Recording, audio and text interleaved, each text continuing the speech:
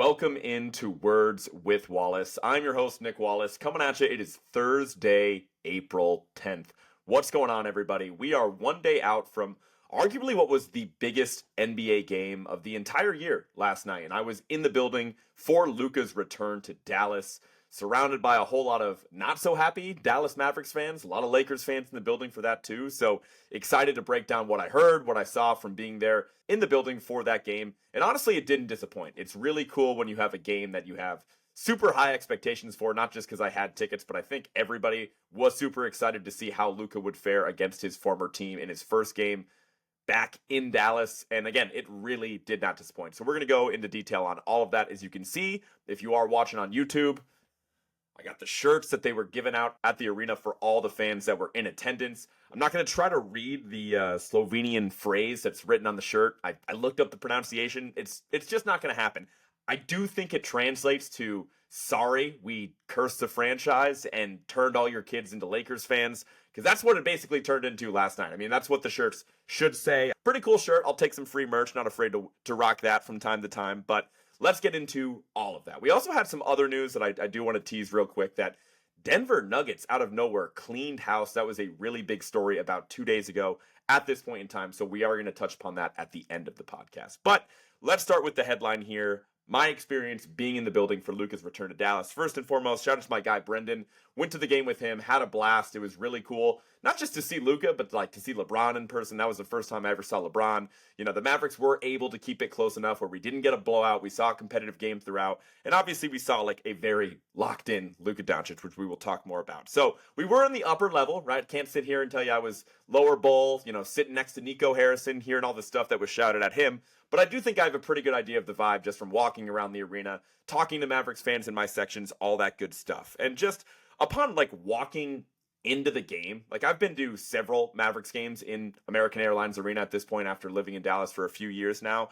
And I'm not going to lie, like there was such a rare amount of just straight up plain Dallas Mavericks gear. Tons of Luka gear, right? Like tons of Luka jerseys and all the old Luka Doncic Dallas Mavericks merch. Yes, like that was on full display. But the amount of people that were just wearing like a Mavericks sweatshirt or like a Klay Thompson jersey or a Anthony Davis jersey, like I'm not exaggerating when I barely saw any of it. Like sure, there were some hats and whatever, but I could probably count on like two hands how many non-Luka Dallas merch that I saw throughout the entire night, which is astounding for an arena of that size. And then obviously, along with that, you saw a ton of Lakers gear, a ton of Luka Lakers jerseys out there, a lot of purple and gold in attendance for the game. And again, none of this is a surprise, but it really is shocking to see a Mavericks fan base who is an awesome fan base. I'm not going to lie. I don't always agree with them. I think they can be a bit irrational, but to say the Mavericks don't have great fans would just be incorrect. And so along with that, we did get to our seats. Honestly, we were cutting it pretty close right before the tribute video, and so I feel like we need to start there. I mean, you guys probably saw it on TV better than what I did in the upper level, but even I could tell like by like the body language and everything like that. I'm like, is he crying right now? Which obviously I'm not hating, I'm not poking fun by any means, but it's just shocking to see that level of emotion from a guy that we know is such a killer on the court. And so for him to be tearing up during what was a pretty awesome tribute video, I'm not gonna lie, I thought they did a nice job with it. We knew it was coming, and that did not underdeliver, but just to see him moments before a game, like having to be locked in, you know, he's going to try to like absolutely kill these guys in minutes. And for him to be full on, tears coming down, like lip quivering a little bit was really powerful to see. And then ultimately when they showed him on the Jumbotron, it confirmed it. And some people that I was texting that were watching at home confirmed it as well. And so that was pretty powerful. I didn't necessarily expect to see such an obvious reaction from Luka. And it was made abundantly clear that we were not going to see Luka disappoint last night. I mean, he got his first bucket like within 2 minutes of the game. And despite Dallas having obviously a really talented defensive group, like immediately there was no one on the team that had any idea how to guard him. Like PJ Washington mainly had the assignment early on, but they were getting him switched onto Derek Lively at ease. And I honestly think out of all of his buckets in the first quarter, which there were a ton, because by the way, Luka finished the first quarter with 14 points, followed it up with 17 points in the second quarter, and ultimately he cooled off a little bit in the second half to finish with 45 points on the game. And again, especially with how he was looking when he was even more dominant in the first half, there was a chance that he could have gone for 50, 60. I mean, shit, we've seen him get to 70 before. I was hoping that that was still going to be on the table. But I thought the most notable possession out of all of his buckets, and arguably my favorite play that I saw all game was the one time that Luka was able to get Anthony Davis on a switch, like, however many feet from the basket. He was beyond the 3-point line at that point in time. And obviously the Lakers are not hunting that. They're trying to avoid Anthony Davis by all costs. But once he got AD on the island and got into his step back three super comfortably and drained it, I think that was the moment where it was like, okay, he's not just going to get his 30 points. Like, he's going to do something special at that point in time. And again, he did it from all levels. The three ball was falling. He was getting into the lane. And the Mavericks made it even easier on him by like having like a few like defensive hiccups where they just gave him like a wide open layup, like just trotted down the lane, laid it in with the right hand. A completely boneheaded mistake to just get Luka like nice and in rhythm at that point in time. And so there's nothing you can do with Luka. Any team for that matter has no way of stopping that guy when he's locked in. And it was just nice to see him have his best game as a Laker in the biggest game that he's played in yet. So I can't say I was surprised by the Luka performance, but again, it is just so awesome when like I'm texting Connor leading into this, like I'm texting my parents. I'm like, man, like I hope Luka scores 50 points tonight. I hope he gets 60. And for him to actually go out there, score 31 points in the first half, finish with 45 on a game, and I guess I was a little surprised just by watching him. I mean, I was obviously really dialed in on him and his body language specifically.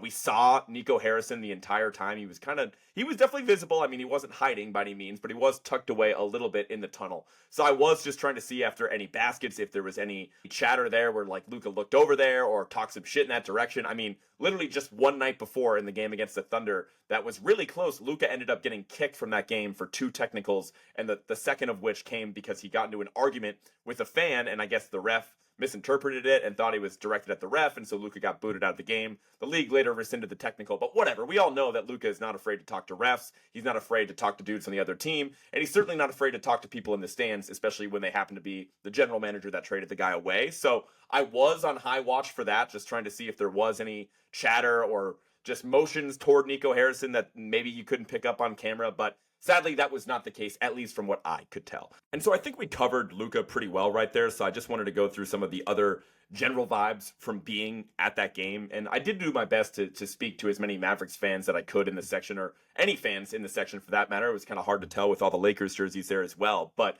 I was just trying to get a sense of like who was actually hoping that the Mavericks would win that game. I would say at least half of the people that I talked to, like they weren't just rooting for Luka. I mean, everybody was rooting for Luka, but they were actively rooting for the Lakers. Like they're sitting there, they're wearing their old Dallas Luka jersey, and they are cheering for the Los Angeles Lakers to win the game. And all of this is obviously marred by the hatred toward Nico Harrison. The Fire Nico chant started like seconds into the game and lasted throughout. I mean, I'm sure there was a bunch that got picked up on TV, but in my section, and shout out the fellow folks that were sitting in the fine section of 305, like I had a father and a son right in front of me that were constantly chanting Fire Nico. Like the son had like the Luka jersey on backwards with like Fire Nico like plastered like all over his back instead of like over the Mavericks logo and everything like that. And so they were constantly trying to start up Fire Nico chants every single time, especially when there was a prompt from the Jumbotron saying like, let's go Mavs. Essentially the fans like weaponized that and turned them into Fire Nico chants. And that certainly was not the only Fire Nico jersey that I saw last night as well. You also had a bunch of signs and everything like that. If I had to say a positive, I'd say I didn't see any Mavericks fans getting kicked out. I'm not sure if they clocked that on any ESPN cameras or on the main broadcast or anything like that, but at least I didn't see any there. I didn't know if it was going to become like a total mess like we saw like the first few Mavericks games after the trade where security was super uptight and they were kicking people out left and right. And so I guess that's like a positive thing, but overall, it just made for such a bizarre, tense environment, right? Like we've seen guys like, and just some examples that come to mind. I know this is not an all-inclusive list by any means, but guys like Paul Pierce after however many years with the Celtics, or even a more recent example, Klay Thompson and how many years he played in Golden State. And earlier this year, he made his return to the Bay and they gave out the captain hats and whatever. Like those were really emotional games where obviously all-star Hall of Fame level players did their time with the team. They were eventually traded. They're still beloved by all the hometown fans and everything like that. And those emotions are on display in their first game back in their old arena. And that's great. But like the hatred toward Nico Harrison was so obvious. It just made the feeling so much different and so much more emotional when you layer it on. Like this is still so fresh. And this guy is still so good. Like, we probably haven't seen Luka's best moments on a basketball court yet. And there he is like wearing the purple and gold. He's coming into our building and he's just giving us 45 and there's nothing we can do about it. And the man that caused the trade to happen is just standing there like 7 rows up for everybody to see. It was just so unique. I couldn't help but like look over to Nico's section constantly throughout the game, just seeing if I could see any fans like directly yelling down to him, which again, I was a ways away, so I wouldn't say I clocked exactly what was said, but you definitely saw that. Like people, especially on their way out, like shouting at Nico, surprised nothing was thrown. So I guess again, that's a positive. But yeah, man, it was just a really emotional night. And moving on just to some other observations about the game, because it was a pretty good basketball game there. On the flip side of things, I did feel really bad for Anthony Davis. You know, I am an Anthony Davis fan. I was rooting for him to have a moment. I didn't think by any means he was going to outplay Luka, but I was hoping that he was at least going to be a really positive influence on the other side of the ball. And frankly, he just didn't have it going. At least on the offensive end of the court, he was doubled pretty often in the game. He didn't hit any jumpers. I think all of the points that he scored, I think it was only like 14 points or something like that, were all like around the basket at that point in time. And I mean, you kind of know when you watch Anthony Davis, like he's obviously a very talented offensive player, but he's not, as a big man, like he really can't generate a ton of that offense on his own. So if he doesn't really have it going during like the first quarter or at least the first 2 quarters of the game, you're not going to see like, wow, Anthony Davis just got red hot in the third quarter and like, you know, willed his team back into the game. Like I'm sure it's happened before throughout his career, but it just doesn't happen that often. So you kind of knew right away like it wasn't going to be Davis's night when those first few jumpers weren't falling. Also, again, like I mentioned this at the top of the pod, but this is part of the reason I was so willing to buy these tickets right after the Luka trade is I was on high alert for Lakers tickets anyways. I've just never seen LeBron play in person, and I really wanted to see him, especially while he's still so dominant despite being in year 22. And he was really awesome in this game as well. I mean, again, when you're in person, I think just like how wide guys are, like how big they truly are, not just height, is really on display. And LeBron is just fucking huge, dude. I don't know what to say. Like he's literally so much bigger than any other player on the Lakers. Like I don't know if that is often picked up when you're watching the game on TV, but like seeing him stand next to Anthony Davis, like he probably weighs more than Anthony Davis despite giving up a few inches in that category there. And LeBron completely took over in the fourth quarter. I mean, again, at that point, Luka cooled off a bit in the second half. He had 7 points in the third quarter. He had 7 points again in the fourth quarter, but it was LeBron with 13 fourth quarter points.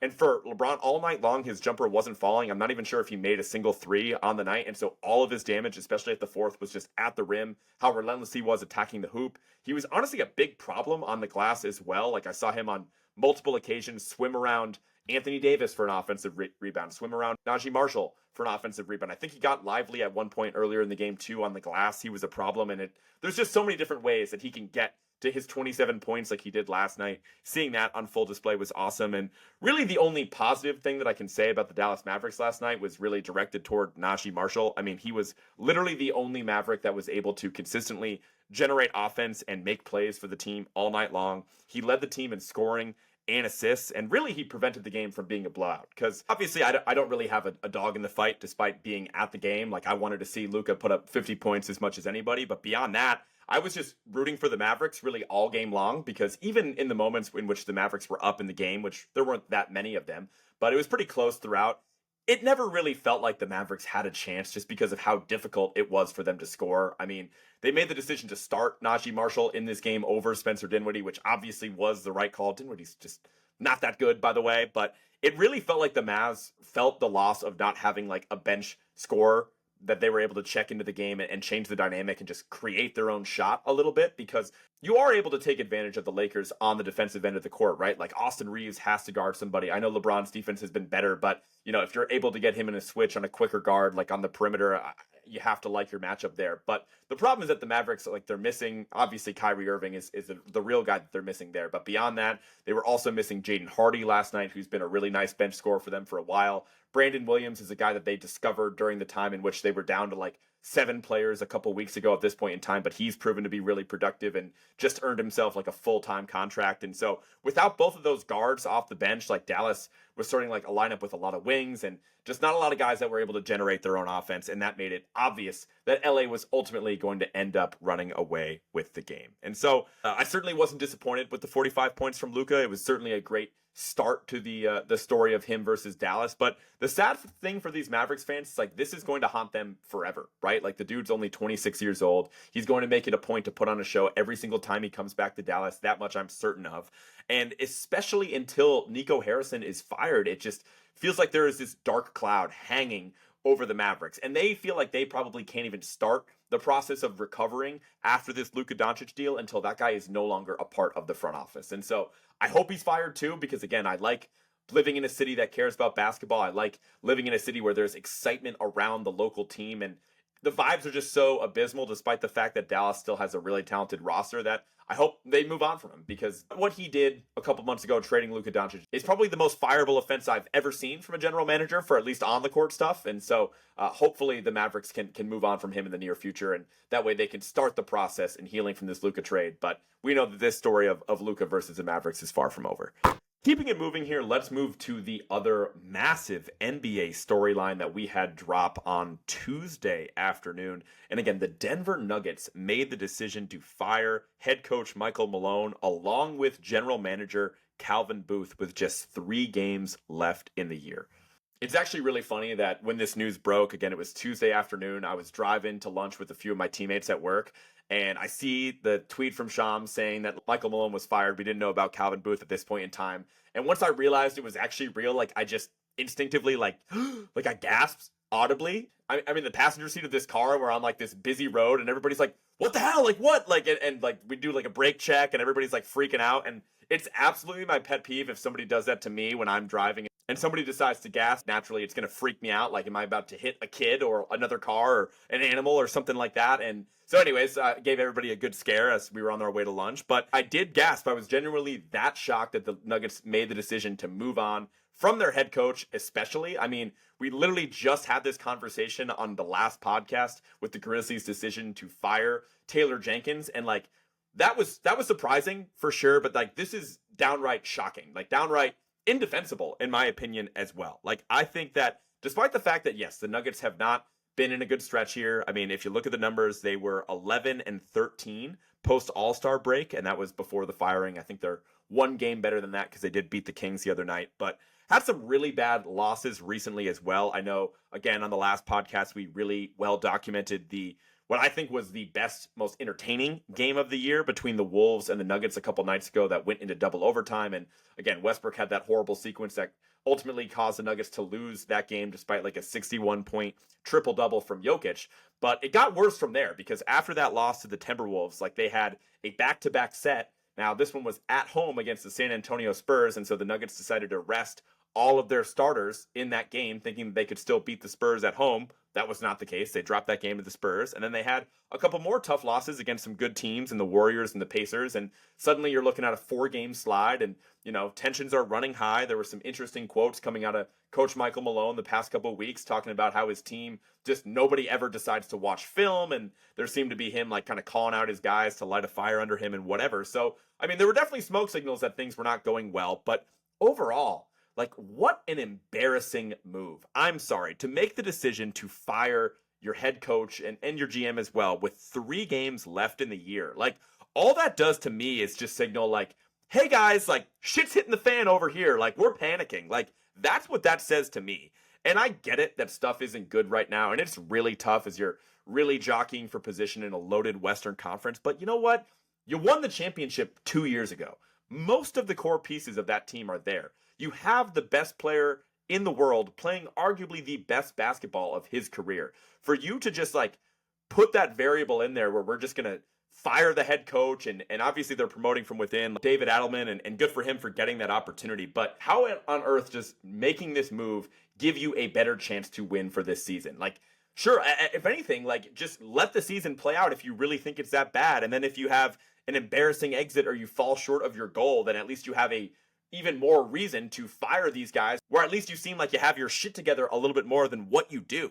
And I understand that many people following the Nuggets, and it's been pretty well reported at this point in time, that the relationship between head coach Michael Malone and GM Calvin Booth was in a pretty bad spot. Apparently those guys like don't even talk to each other and wouldn't even like make contact. Like, that's how icy the relationship was. I'm sure a lot of that stems from the questionable decisions that the front office of the Nuggets have made as far as personnel, where, you know, they lost guys like Bruce Brown, they lost guys like KCP, but they really didn't make any moves to supplement those losses with any veterans. I mean, Westbrook is really the one guy that they have that they signed from free agency and has now cracked the rotation and become an important part of the team. But besides that, they've just relied on Michael Malone's ability to develop younger players. And I think he's mostly done a pretty good job with that. When you look at how productive Christian Braun has been this year, you look at guys like Julian Strawther that had some really nice moments before he's been hurt for a little bit now, if I'm not mistaken, and even Peyton Watson on the defensive side of the ball as well. But I mean, if you're picking a side in this, like I don't really know how you don't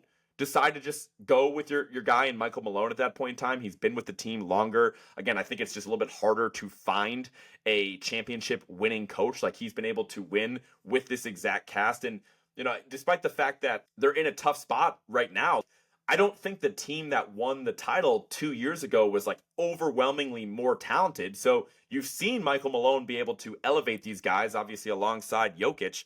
I don't know how you don't think that he is still your best option to win with only 3 games left in the season. And again, I don't want to just like totally hate on Calvin Booth as well. I think he definitely could have done a better job of general manager, but I give him some benefit of the doubt as well, because a lot of those free agent decisions stem back to ownership and how willing ownership is to go into that first apron, go into that second apron, right?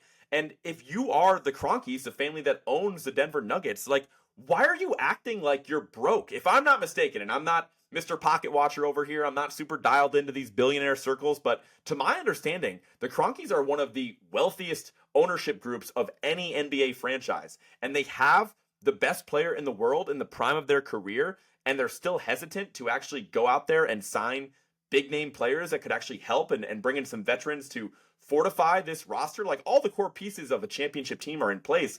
You just need some of those fringe guys to fill out the roster, maybe help on the defensive side of the ball, and suddenly you're cooking. And I know those guys don't grow on trees, and I know the new CBA makes it really difficult to build that team, but at least you have to try. And so I'd imagine that's where a lot of that tension comes from. And so if I'm a Nuggets fan right now, I know I'm kind of rambling at this point in time, I'm really frustrated. I'm frustrated beyond belief. I think it's a really unprofessional move. I think it reduces your chances to win this season. And I think for ownership to maybe, I'm going out on a limb and assuming that they were not as supportive of Calvin Booth and his desire to sign some bigger name free agents and his desire to go into that second apron. They weren't willing to support there, but then they want to act like the tough guy that's not afraid to make the tough call and just lay everybody off with 3 games left in the regular season. Like, to me, that just screams they don't know what they're doing and that they really do not have their shit together. And where I stand, like, I would feel like I've been like the last person really believing that Denver is a true contender in the Western Conference. This is a move that's finally making me want to reconsider my pick for them to come out of the West. Because as of, 2 weeks ago, I still felt like Denver, I would have picked them to come out of the Western Conference, obviously pending what matchups they ultimately get in the playoffs. But now I'm going to take a closer look at that. I mean, teams like the Thunder are obviously sitting there. They're the overwhelming favorite, and they deserve to be. And then you have teams like Golden State and the Lakers that have risen a lot lately, and Clippers look good. I mean, it's going to be a shit show in the Western Conference. So I just think that this has to reduce Denver's chances to win, and it'll be really fascinating to see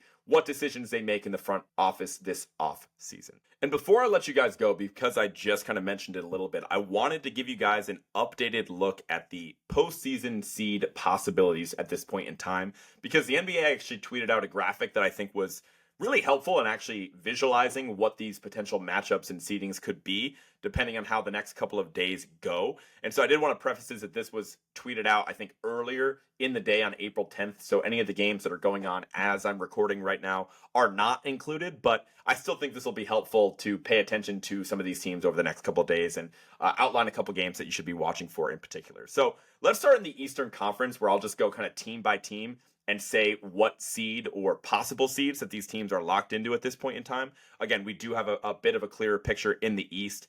Right now, the Cleveland Cavaliers, got to start with them. They're obviously locked into the 1 seed. The Celtics, they're locked into the 2 seed. You get to the Knicks, and they could be the 3 or the 4 seed. The Pacers could be the 3, 4, or the 5 seed. The Bucks could be the 4, 5, or 6 seed. The Pistons could be the 5 or the 6 seed. And then you have the Magic that are locked into the 7 seed. And then you have the bottom of the play-in race in the Eastern Conference. And all 3 teams, the Hawks, the Bulls, and the Heat, could all fall between the 8 or the 10 seed, depending on how the next couple of games go. So, frankly, I don't know how many people are really invested in the play-in race in the Eastern Conference, because I think especially with two juggernaut teams in Cleveland and Boston waiting for you on the other side of that play-in tournament. I don't think that's all that exciting. So if you're looking for anything in the Eastern Conference at this point in time, you're probably keeping an eye on the Pacers and the Bucks, just because they're in the middle there. They could be as high as 3 for the Pacers and as low as 6 for the Bucks there. And so just kind of paying attention to them since they have the widest range of outcomes. And then we move over to the Western Conference where, again, same exercise.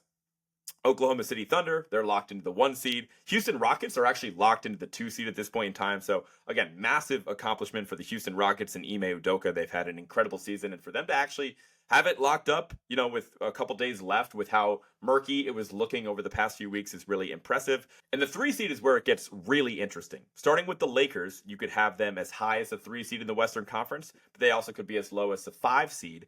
And then you have the Nuggets, Clippers, and Grizzlies could all be as high as the 3 seed and as low as the 8 seed. I mean, that is absolutely nuts, especially, again, for the Denver Nuggets, who are now trying to navigate this Western Conference landscape with a new head coach for the first time in 10 years. So best of luck to them. And then you have the Golden State Warriors that could be as high as the 4 seed and as low as the 8 seed. And then you have the Warriors and the Timberwolves, who are both could be as high as the 4 seed and as low as the 8 seed. So you have 6 teams that are absolutely jumbled up to the max between the 3 and the 8 seed, so that's going to be super entertaining. And then at the bottom of the Western Conference play-ins, you have the Mavericks and the Kings. They could flip-flop. One of them could be at the 9, the other one could be at the 10. So that is your Western Conference playoff update. And so finally, if I were to only pick 2 games left of the entire regular season that you guys should be watching, honestly, you should be watching Grizzlies Timberwolves, which is like tipping off like right now as I'm recording. But then moving on to Friday's slate of games. Tomorrow we have the Nuggets and the Grizzlies facing off. That one's going to have massive postseason implications. Then there's actually no games on Saturday. And then on Sunday, I mean, the entire NBA plays. There's going to be 15 different games. All 30 teams play on Sunday. So it's going to be really confusing trying to navigate the standings in real time. But the game on Sunday with the largest postseason implications is going to be Clippers at Warriors. So that's going to be a really fun game that's going to have some major implications no matter what. So definitely be on the lookout for Nuggets Grizzlies tomorrow night and then Clippers Warriors on Sunday. So that's going to do it for this podcast today. What I'm thinking, because this is a really fun time, of course, in the NBA calendar as we head toward the playoffs, we have awards to discuss, we have play-in tournament to discuss, and ultimately the playoff preview and picks. What I'm thinking is that I'll record probably on Monday after the aftermath of the incredible 15-game slate on Sunday. And then I think that'll be a good day to do all of my NBA awards picks and kind of preview the play-in games. And, of course, react to any of those final regular season games as well. And then toward the end of next week, once all the play-in games are behind us, I think I want to wait until after those play-in games, because I think that some of the teams that are in the play-in race in the Western Conference are truly contenders, which is really rare to say. And so I want to see how the play-in race, particularly in the West, shakes out before I do my playoff preview and before I make all of my postseason picks. So I'll save that podcast toward the end of next week, and hopefully I can bring a guest in along the way for one of those 2 podcasts, because lots of exciting things to talk about at this point in the season. So a little bit longer than I thought I was going to go, just, really covering 2 stories there. But be sure to follow @Words with Wallace on everything that includes Spotify, Apple Music, wherever you get your podcasts. Be sure to support the show @Words with Wallace on social media. That includes YouTube, Instagram, Twitter, Facebook, and TikTok. So be sure to engage and share the short contents that I put out there as well. I will talk to you guys at the start of next week. Peace.